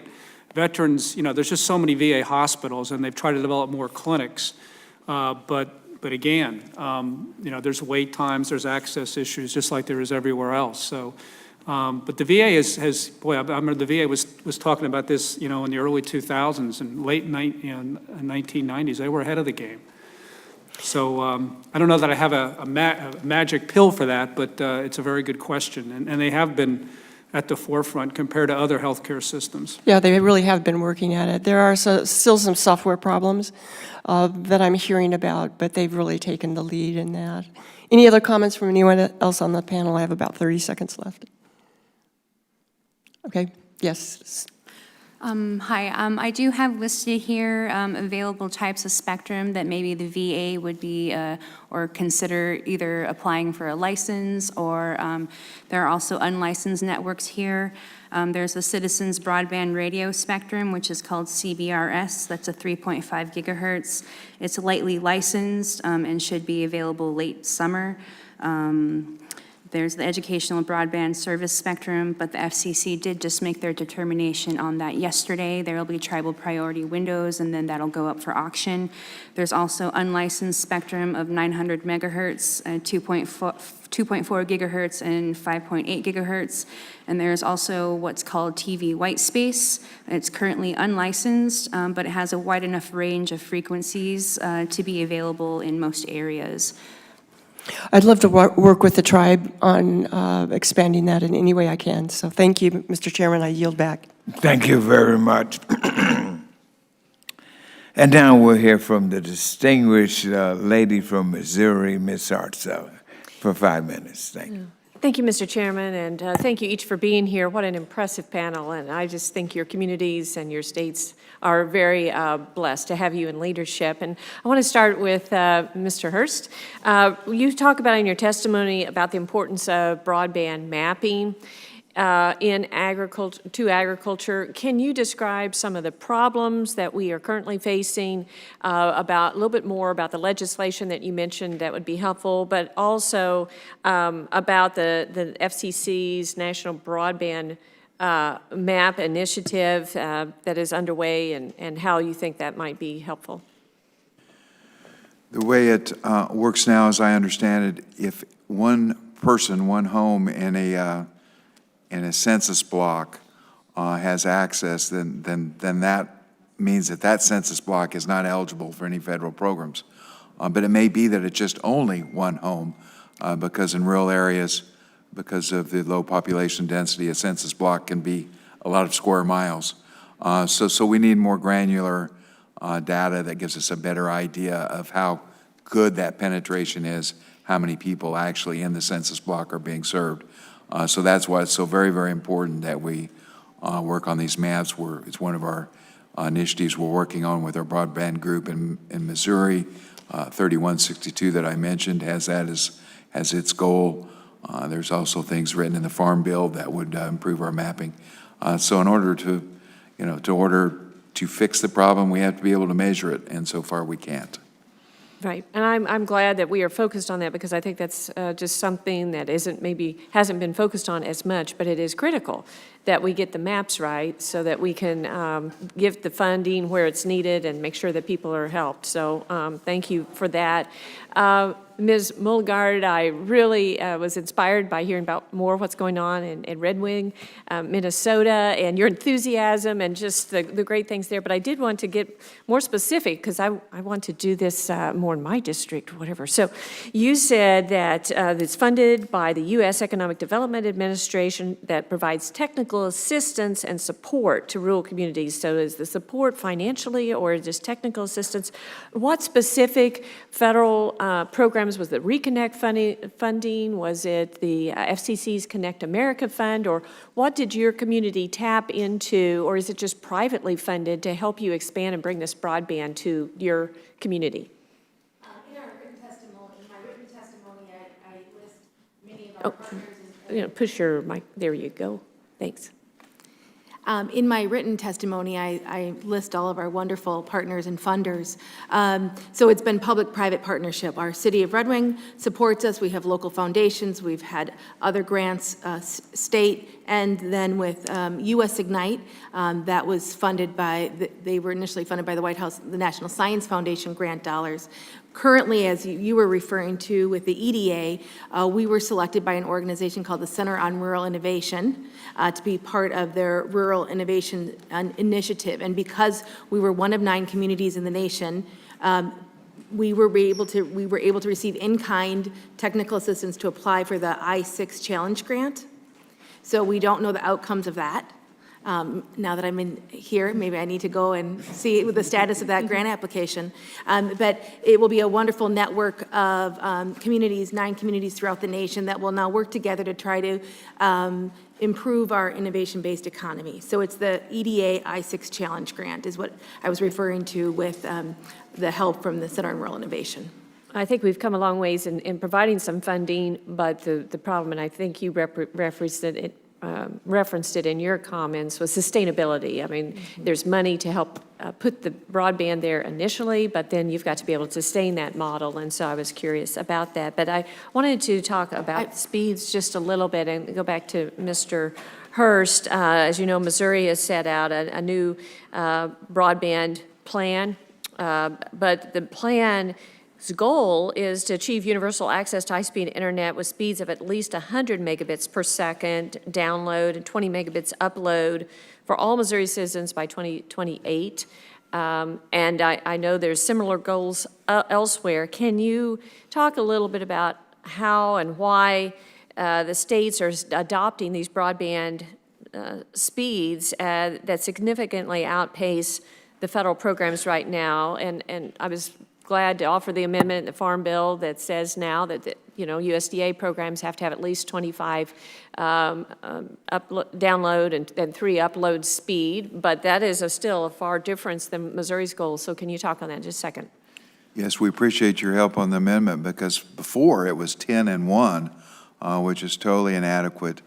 Congresswoman Axney mentioned the how much broadband it takes to watch Netflix. But the point is, in a rural home, you may have someone watching Netflix at the same time 2 or 3 children are trying to get on the internet to do their homework, at the same time that perhaps we're uploading the data that we've generated that day on our combine. So we need the faster service because we're finding more and more ways to use broadband. So I think Missouri's goal is ambitious, but it's necessary. Thank you. Thank you, Mr. Chairman. Thank you very much. And now we'll hear from the very distinguished Congress lady from Virginia, Ms. Spanberger. Thank you very much, Mr. Chairman. And thank you so much for being here today and for sharing your stories about how important broadband is to rural communities. Coming from a district like mine in central Virginia, where many of my constituents don't have access to broadband, your stories of the challenges your communities have had to overcome to get broadband and how it often took longer than you would have liked really do resonate with me, and they reflect the stories I've heard from my constituents. One of my constituents, Roy from Orange County, wrote to tell me that when he moved into his house 16 years ago, various internet providers told him that he would have broadband very soon. You probably know where the story goes. It hasn't happened yet. He has a farm business, and the lack of high-speed internet significantly impacts his outreach and his sales. And he's also seen that the effect of the lack of broadband has had on the local high school students as they try to do their homework. Another constituent, Crystal from Henrico County in our district, works in healthcare, and many of her rural patients don't have easy access to the internet, and she isn't able to give them the same follow-up healthcare information online that she would like to and that she's able to with other patients. As communities in our districts are looking to expand our access to broadband, I appreciate the opportunity to learn from your experiences. And I was particularly struck by some of the comments that you made, Councilwoman Wada-Amji Corliss and Dr. Hess, related to the ability to use broadband internet as it relates to telemedicine. And recognizing the challenges that you all have seen in your different communities, the challenge of having insignificant speed for applications such as telemedicine. And sir, you recounted the story of your Taco Bell experience when trying to deal directly to a patient. Knowing what you know now and what you have seen, I'm wondering where you think other constituencies might be able to be a part of this conversation, be it medical professionals, be it veterans, as my colleague mentioned. So frequently, those of us who represent rural communities and those who live in rural communities are talking about this issue, but I also represent suburban communities where this issue isn't seen as prevalent. And so I'm wondering how, beyond this committee room, we can continue to have this conversation so that people across the country understand the impact this has on our country. And I'll start with you both if you have any comments.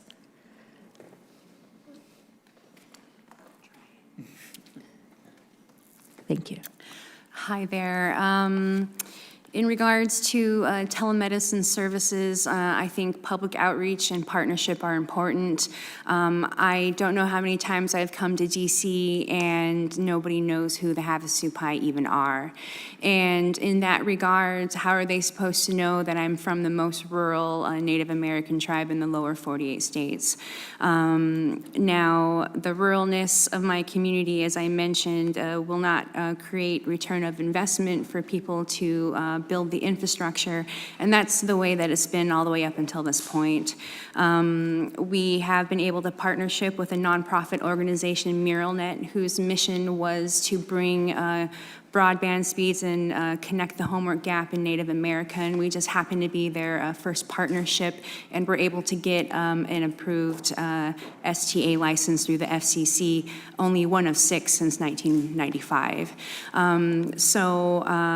Times have changed. The equipment, the cost of it is not as much as it used to be, and it cost us $35,000 in total for our first deployment. And when we're looking at how we can help communities like yours, like the ones that I serve, do you have any suggestions to other witnesses as well about how we can bring additional voices to this conversation so it's not just the people who are always impacted who are kind of ringing the bell of how important this is from a healthcare perspective, from an educational perspective, or from an economic perspective, how we can really get additional advocates to recognize the value of ensuring that all of our communities are connected. And so it's not wholly dependent on people like the councilwoman or people like Ms. Molgard to bring it to their communities and to do that outreach. I do have a short statement that combining government initiatives to help bridge the rural digital divide so that we could work together in partnership to help build those networks. Would anyone else? Dr. Hess? Yeah, it's a very good question, very hard question. I'm trying to think how to answer. You know, Charlottesville, where you're close to, I don't know if it's in that district, University of Virginia has a great telemedicine program, and we work with them. We work with them very, very closely. You know, I'll tell a story. We once had a hospital that was reluctant to start telestroke. Some of the physicians didn't believe in it. And so I went and gave a talk in a Methodist church one Sunday night, and they asked me, I was telling about stroke, and they said, well, what about this drug TPA, Dr. Hess? If we go to the local hospital, can we get it? And I said, no. And I gave them how they could, and they literally marched on the hospital. So I think, you know, you get hospitals, you get churches, you get communities to realize what they're missing. Now the internet connectivity is better to hospitals, but there's still, I think you got to get the public behind you. In Georgia, we work through the churches, which were a strong voice. And I think working with the university, you know, that's the world I know. Working with the universities, you know, we have a lot of support groups. You know, that's how we've kind of done it. Work with, you know, other community health centers, federally qualified health centers. Of course, I'm biased at the telehealth point. You bring all those constituencies together, and I think that helps. But it's a very good question, and I'm not sure I answered it very well. No, I appreciate that. I have a list of constituencies you mentioned, so I appreciate that input.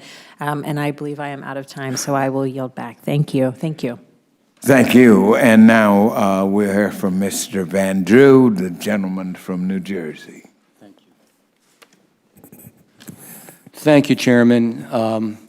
I want to thank you all for being here and sharing your experiences, your knowledge, and your insight for everyone that is here. The testimony we've heard today is important, and it's important, believe it or not, in New Jersey. And I know everybody thinks, what is, you know, this guy doing on the Ag Committee? What's he involved with agricultural issues? He's from New Jersey, the most densely populated state in the United States of America. But actually, I have the most rural part of the state, and my district makes up 40%, geographically 40% of the state. So I have almost half of the state. And we have some of these same issues. And I remember when I became, years ago, a new state senator, learning about those issues and being so surprised that people were really concerned and worried that the emergency services that they wanted to get or needed were not foolproof by any means, and sometimes it didn't work. Concerned that their kids were really having a difficult time doing their homework. Concerned that their businesses weren't doing as well as they nearly could, especially in the way business works today, because they weren't able to access the internet properly. Concerned for their safety, concerned for their economic security, concerned for their farming, because again, farming has, as you all, elaborated so well, farming has changed so much over the years and is going to change a lot more, and our world is going to change more. We're going to be short of doctors in the areas that you're speaking about, but we're going to be short of physicians almost everywhere. Maybe not in Midtown Manhattan, but let me tell you, in major swaths of the country, we are going to have a physician shortage and a healthcare shortage that's very serious. So imagine how it's going to be in areas like this. And even, I'm from South Jersey. In my area of South Jersey, people who need care either for developmentally disabled kids or need a host of other things aren't able to access them. So it isn't only in the Midwest or in certain areas. It can be anywhere. We have the lowest per capita income, the highest rate of obesity, the highest rate of teenage pregnancy. I can go through the list. And yet just a few miles away will be some of the most beautiful homes on the shores and the beaches. It's a real dichotomy. So the work that you're doing is important, because you can't give people success. You can't, but you can give them opportunity to achieve success. And that's what you're all about, and that's what this is about. You can't expect people to do as well as they should when we have this kind of digital divide, and we still have it, even in places like South Jersey, as unbelievable as that is. So I just, along those lines of success, I just thought anybody can answer it. Broadband obviously makes the economy better. Any particular ways that you believe it levels the playing field? And I think you know the answer, between urban and rural in the job market. Absolutely. Thank you, Congressman, for the comment. And Being in economic development for 30 years, I have seen great changes. And certainly broadband has been the central focus of why those changes have occurred over the last 5 years. I think the increasingly economic development's about a race for talent. And I can't stress enough the importance of being able to provide a community that people want to live and to want to be a part of. And that certainly broadband is a central part of that. That is simply going to be a must-have. People are not going to live, particularly young people, in communities where they cannot stay connected. And so that's so important. There also, I would add, is there simply isn't any low-tech jobs anymore. There just isn't. There's no low-tech industries. I think in my neighborhood, or my area of the state, logging, wood products manufacturing, sawmilling, all those are significant data users. And so I think it's critical that without the broadband, you're simply not going to be able to keep up with the global economy. And I think you're right, and the world has changed, whether we like it, whether we don't like it, it's the reality. And I think those of us in government have a responsibility to make sure that everybody does have that opportunity. And just alluding to what the Congresswoman was saying before, a lot of people don't know that. It's amazing. Even in my district, from the western part of the district, which is generally less affluent and doesn't have some of the access to the eastern part of my district where people do and are quite wealthy, they have no idea. If I was to tell them that, they'd say, no, not in New Jersey, that can't be, you know? So I think we have our work cut out for us, and I think it really is an important subject for the entire nation. Thank you. Well, thank you, Mr. Vandrew, for your excellent remarks. Agree with you wholeheartedly. Before we end, I'd like to recognize our ranking member for any additional comments, closing, or questions you may have. Thank you, Mr. Chairman. I want Mr. Hurst answer to Ms. Hartzler's question. The industry has the ability to provide shapefile mapping today to the FCC, and if the FCC would begin to use that, and they could use it virtually immediately, it would not take long at all to implement that, then we would have those more accurate maps that you and Ms. Hartzler were discussing. And ma'am, I appreciated your testimony about the different capabilities and technologies that are out there. As someone who lives 15 miles north of us, I would call it a city, most people would call it a town. You know, I recognize that the technology that's going to work at my house might not be the same technology that is deployed in the city. I don't care what technology it is as long as it works. And it seems that that's your approach, and I appreciate that very much. If there's anything that this committee can do to help you with any licensure that you may need help with, I think that the committee would be more than willing to help provide that support to the people that you represent in your tribe. Doctor, I appreciate you being here, and appreciate the others who testified as well. It seems to me that what we have maybe is the old question of the chicken and the egg. Do we build the biggest, fastest interstate we can, or do we you know, how do we get it there, I guess, is my question, Mr. Chairman. And I don't care what the technology is. I'm not biased to any of them, but I do know this. We can do a better job, and we have to do a better job because we're losing our population in rural America. Right. I represent 24 counties right now. I expect after the next census, I'll probably represent 26 or 27, and Congressman Bishop, just to my west, currently represents 28. And he'll probably represent 31 or 32, and you guys in the metro area I thought 8 was are picking them up. So I represent 7 right now. So yeah, it's used to represent 13. Yeah, but there's been a huge population shift from the urban areas to the metropolitan areas, and I think this is one of it's education, it's healthcare. But in the end, a lot of it revolves around technology and access to that. And so we can play a big part in fixing that. Thank you so much for the hearing.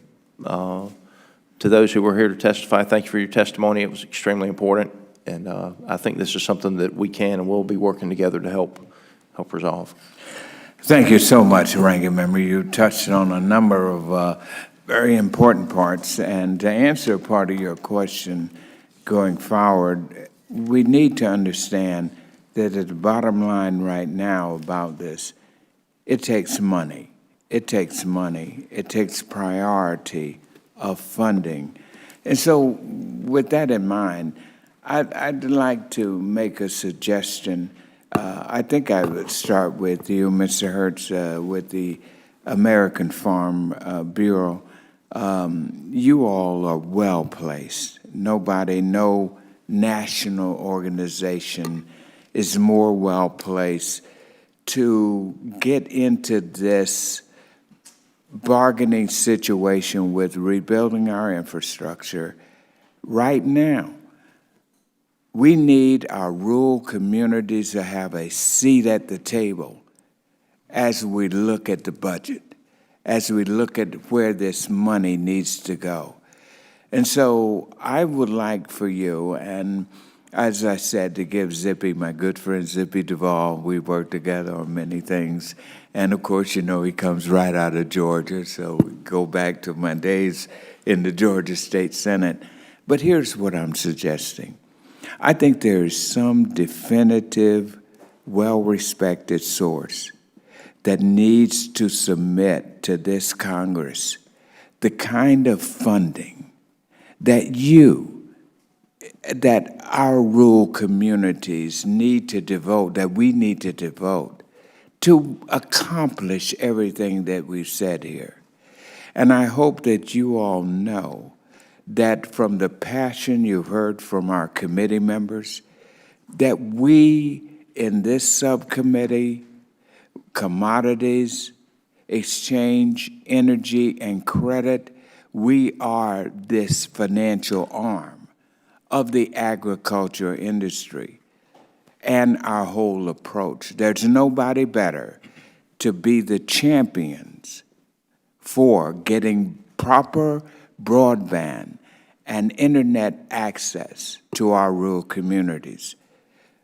But you and your organization is probably the premier organization that is well placed to say to us, this is how much money it's going to take for us to be a part of. Right now, I think the figure, it keeps bouncing around. Sometimes it's hard to get this one in the room, that one in the room at the same time. But we're going to get there. We have no choice but to move ahead. Our infrastructure is crumbling. But we have to send this clarion call out that crumbling is not just taking place with bricks, with mortar, with just roads, the highways, the trains, all of that. This crumbling has been taking place in our rural communities. And we've got to lift up our rural communities and give them a premier prime seat at the table as we divide and determine the amount of money that we need. And as I said, right now it's fluctuating between $2.5 trillion. My estimate is when you look at what needs to be done in the rural communities with broadband, it's life-saving. I mean, it's more than just crumbling roads. Infrastructure is human beings. They're us. They're people. Not just roads, not just airports. We got to get that through. It's education. It's job training. It's health care. It's lifting up and making people not just want to live in rural areas, but will desire to live there. And we've got to give that attention to it. So I'd like for you to understand that that's why we had this. Austin Scott and I met early last year. when we knew at the beginning of the year that we would be in charge of this. This is a strong, bipartisan, Democratic and Republican committee. That's what it takes to get the job done.